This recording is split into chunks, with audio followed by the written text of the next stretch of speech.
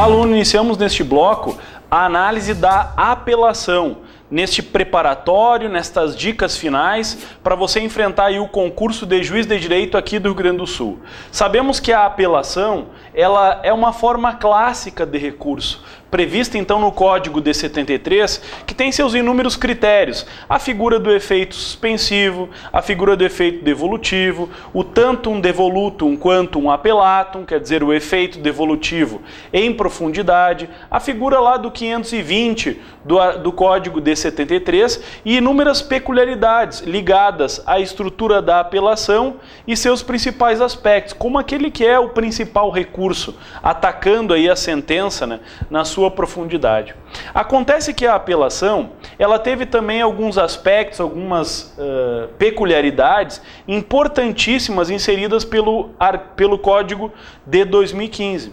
Então nós vamos trabalhar agora nessa ideia com algumas dicas finais sobre a apelação e sua relação com o Código de 2015. Como ficou a apelação no Código de 2015 e suas principais peculiaridades. Bem, podemos afirmar inicialmente que não haverá mais juízo prévio de admissibilidade. Juízo prévio de admissibilidade. Embora, vamos lá, o protocolo continua sendo para o juiz, né? O protocolo para o juiz de direito, lá, o juiz de primeiro grau, não haverá mais juízo prévio de admissibilidade. Aquele juízo prévio de admissibilidade feito pelo juiz de primeiro grau. A admissibilidade da apelação será feita diretamente no tribunal. Essa é uma peculiaridade bem interessante. A admissibilidade, o juízo de admissibilidade já será feito no tribunal. Essa é uma peculiaridade da apelação. É uma peculiaridade da apelação. O recurso especial extraordinário também era assim originalmente pela Lei 13.105. Só que sabemos que o Código de Processo Civil ele ainda nem entrou em vigor e já teve lei alterando o seu texto, né? Então, a figura do juízo prévio de admissibilidade está ainda para recurso especial extraordinário, mas para a apelação não há juízo prévio de admissibilidade. Outro aspecto importante é que não há mais aquele agravo de instrumento. Isso é muito, vamos dizer assim, é uma consequência lógica. Não há mais o agravo de instrumento para a admissibilidade de apelação. Certo? Então, a admissibilidade da apelação. Por que isso? Vamos lá. Lembrando que na tua prova caem os dois códigos. A teor do Código de 73, é protocolado o agravo de instrumento, ele cabe em três situações. Quanto aos efeitos em que a apelação é recebida, quanto ao recebimento da apelação, quer dizer, a apelação sendo inadmitida pelo juiz, caberia agravo de instrumento. Código de 73. Efeitos em que a apelação é recebida, agravo de instrumento. Código de 73. Ou uma decisão capaz de causar lesão grave e difícil reparação.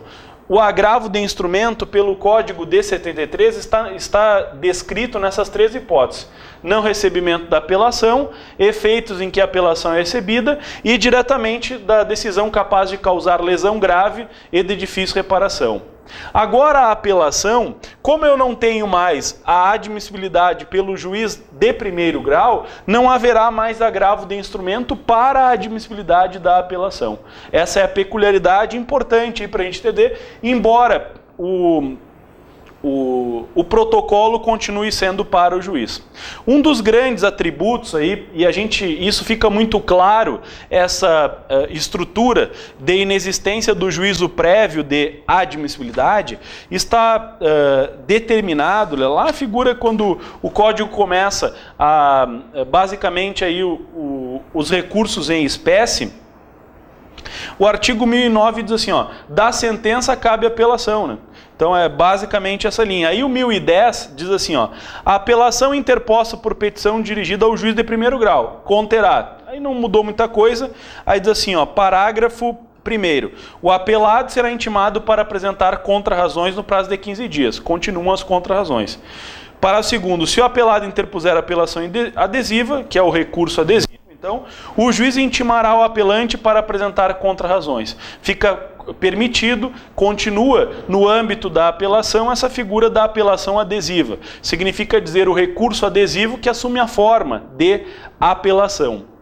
Mas o mais importante aqui é o 1010, parágrafo 3º.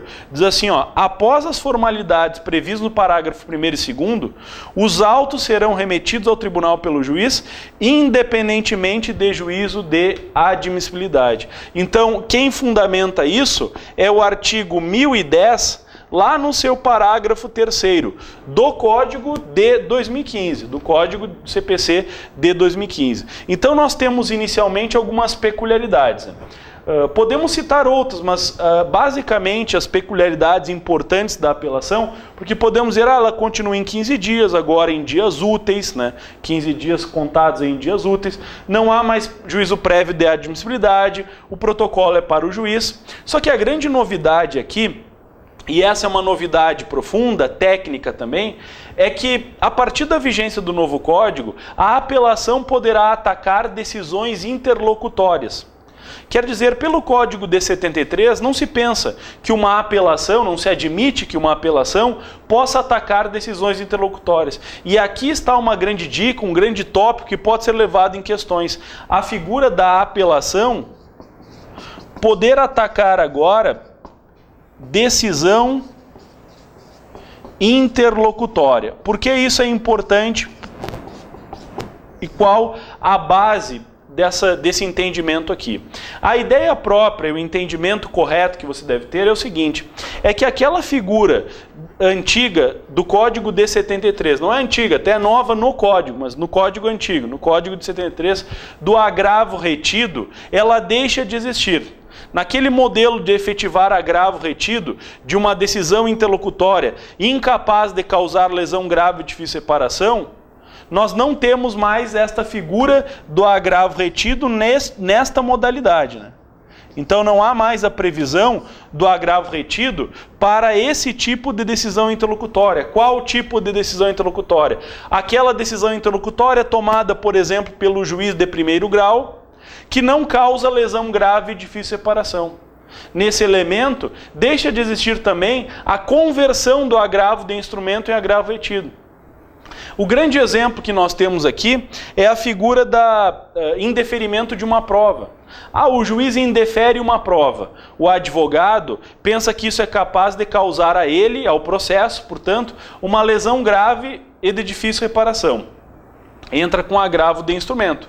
Chegando no tribunal, é comum também o relator, ao receber aquele agravo de instrumento, converter o agravo de instrumento em agravo retido, mandando ficar retido nos autos, portanto, aquele agravo. Essa figura, esta modalidade deixa de existir. E quem entra nesse patamar é a apelação. E aqui pode parecer estranho, mas a apelação poderá conter dois capítulos. Um capítulo ligado à decisão interlocutória e outro capítulo ligado à própria sentença. Que tipo de decisão interlocutória será apelável?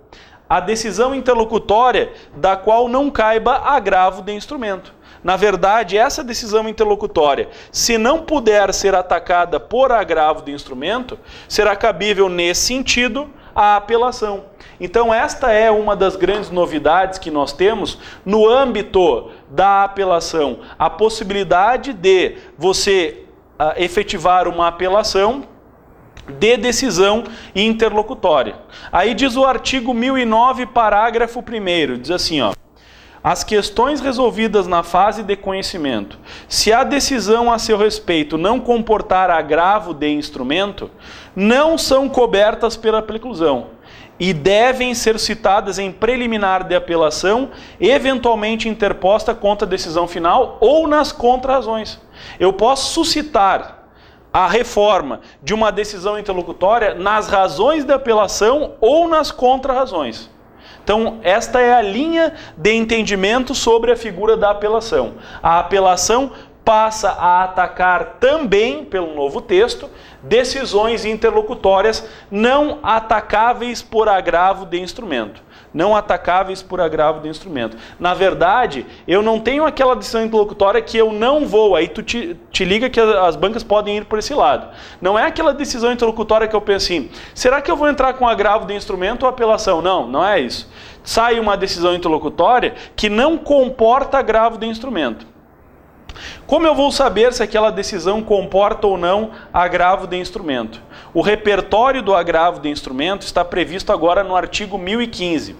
E ele estabelece um critério de determinação específica nos incisos que trabalham com situações passíveis de serem atacadas por agravo do instrumento. Então diz o 1015 assim, ó, cabe agravo de instrumento contra as decisões interlocutórias que versarem sobre tutelas provisórias, mérito do processo, que aqui é um tópico importante, né? Mérito do processo, por exemplo, se for veiculado por decisão interlocutória, poderia ser atacada por agravo de instrumento.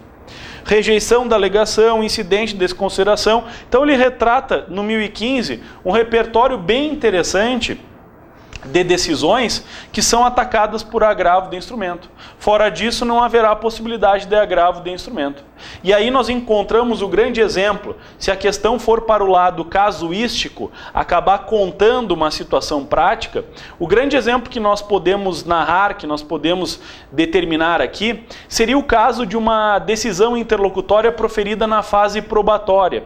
Por exemplo, pelo teor do novo texto, eu peço a produção de uma prova e o juiz indefere a produção daquela prova. Tecnicamente, eu poderia atacar isso, eu deveria atacar por agravo retido, Código 73. Agora não mais. Agora eu espero o resultado da apelação, da sentença, o resultado da demanda. Se aquela sentença for improcedente, então eu ataco a apelação, por apelação, e na apelação eu crio um capítulo para recorrer daquela decisão interlocutória. Crio um capítulo próprio para recorrer daquela decisão interlocutória. Essa é a base aí colocada, né? Outro aspecto importante que eu acho assim gritante também na prática, né, é a figura do preparo. Figura do preparo, que não está vinculado à sua importância, não está somente aqui, né, na estrutura da apelação, mas também importando aí em outras situações processuais, em outros recursos. Lá no 1007, que está na parte introdutória, na figura da teoria geral dos recursos, as disposições gerais sobre os recursos, lá no 1007 ele trabalha com o preparo. O que nós temos sobre preparo no Código de 73? Preparo é pagamento de custas, então te liga que isso é importante. Preparo, Código de 73. Juntamente com o protocolo, eu tenho que comprovar, como ato contínuo, o preparo. Então, eu tenho que comprovar que eu efetivei o preparo no protocolo da apelação, no protocolo do recurso. Eventualmente, se for insuficiente, eu vou ser intimado para complementar em 5 dias. Então, insuficiência de preparo, complementação em 5 dias. Código de 73. Código de 73. Se eu não pagar o preparo, a inexistência do preparo implica em automática deserção. Então, Código de 73, pelo preparo, eu tenho que comprovar no momento da interposição. Se for insuficiente, eu sou intimado para complementar em 5 dias. E se for inexistente, haverá imediata deserção e não conhecimento do recurso. O que o Código de 2015 fala sobre o preparo? Vinculando, amoldando ele aqui à figura da apelação. No 1007 ele diz assim, ó, no ato de interposição do recurso, o recorrente comprovará quando exigido pela legislação pertinente o respectivo preparo, inclusive porte de remessa e retorno sob pena de deserção. Aqui não tem nenhuma alteração. No segundo tópico, como é que ficou a insuficiência? Nenhuma alteração.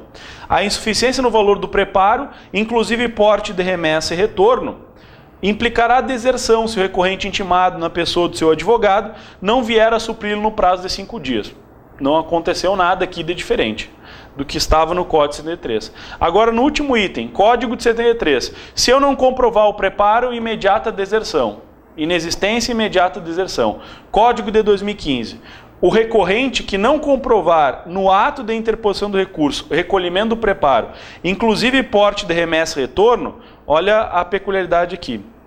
será intimado na pessoa de seu advogado para realizar o recolhimento em dobro, sob pena de deserção. Então, eu vou ser intimado para fazer o recolhimento em dobro sob pena de deserção. Aqui alterou Código de 73 e Código de 2015. Te liga nisso.